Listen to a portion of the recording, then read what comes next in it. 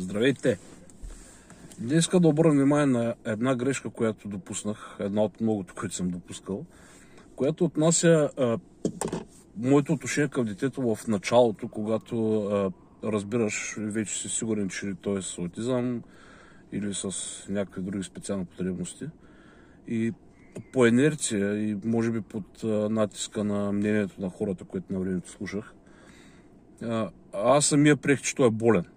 И съответно той ме накара някак си, прибираш се вкъщи в работа и ти се отнасяш към него като с болен човек.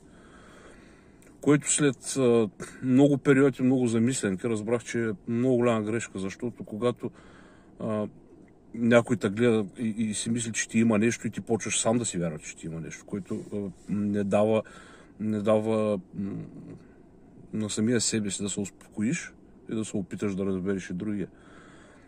Може би прекъснах, когато той беше на 3-4 години и започнах да се държа с него, както се държа с абсолютно всеки друг човек, да му говоря в прав текст, независимо, че той не отговаря, да му показвам, да му обяснявам. Ще дам кратък пример. Примерно давам парацетамол, с принцовка съответно, защото беше мъничък.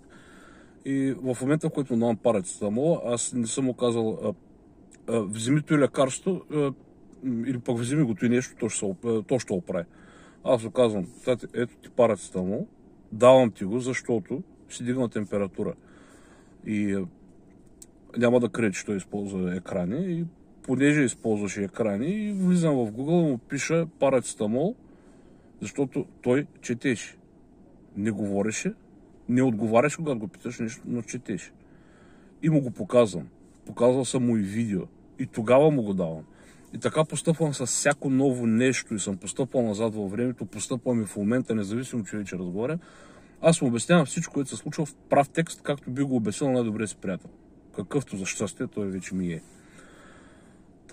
Това е краткото видео за днес. Бях почти на една стъпка да се откажа, обаче разговарях с един човек с аутизъм, който, независимо за краткия разговор, просто ми казва, че наистина няма български видеа, които да разказват нещо.